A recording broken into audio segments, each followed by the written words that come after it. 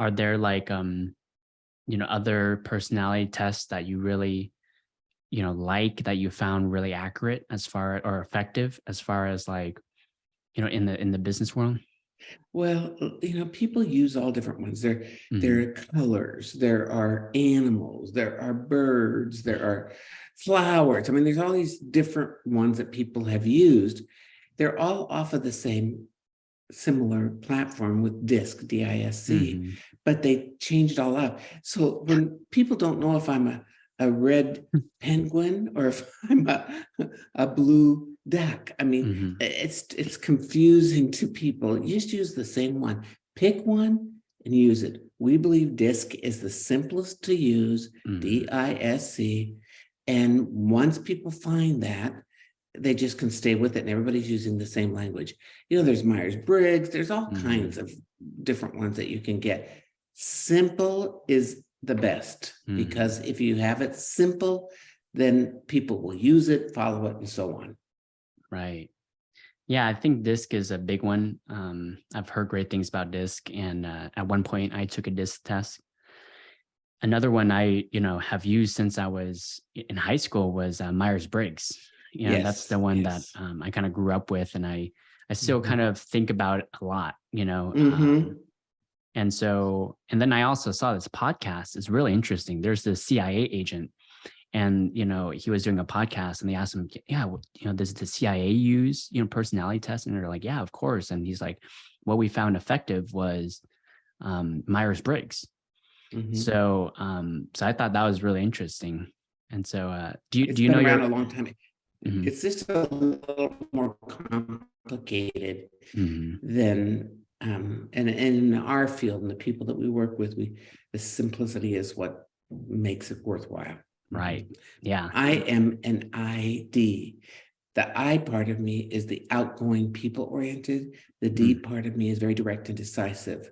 I have a Mm. lot of S. That's the steady person that is reserved and people oriented. And that I'm very loyal, very family oriented. That's all part of the S. My low one is the C, and the C is the cautious person, cautious and reserved.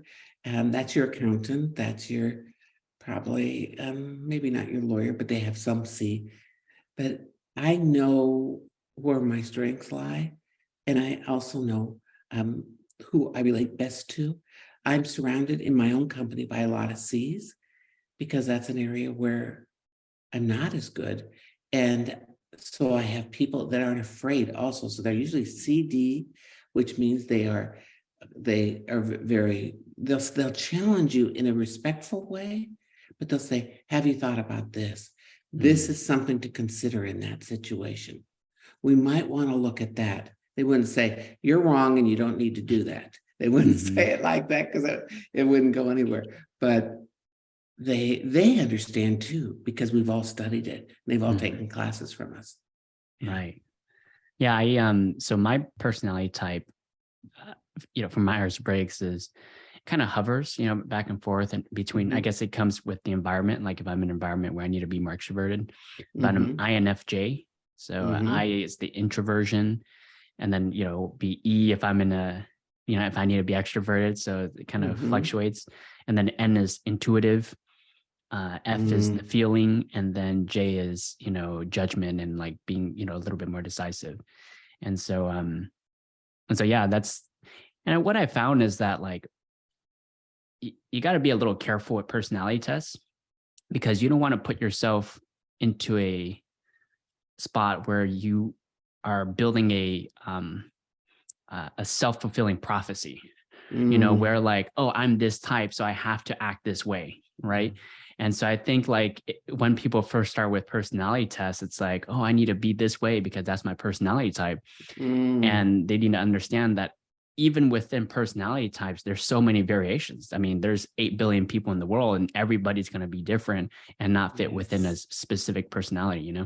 Yes. And the other thing is that people sometimes put people in a box. Mhm. Once they know that person's style, oh, you're such a C, Mm. too many details, you're driving me crazy. Or you're such an I, you're like an airhead. You're so, everything's got to be fun and recognition. All. So they put them in a box, and we all have some of everything. Mm. We do. We have some of everything. And at times one comes out more than another. That's just part of life. It's learning how to adjust to other people. Right. You know, I go to see my brother. My brother is cautious and numbers oriented. And, you know, when I go to talk to him, I have my facts. I don't bring in a lot of emotion. I don't waste his time. I just get done what I need to get done, and that's it. And that he's happy. If I said, well, how are the kids doing? And my kids are doing great, it drives him crazy. So I just don't do it. You know, where my Right. other sister, we talk about family and things.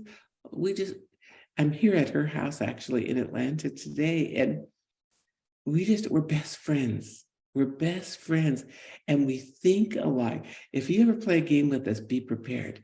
Catchphrase or Pictionary or any of those kinds of games, because we just think alike. We're very, very similar.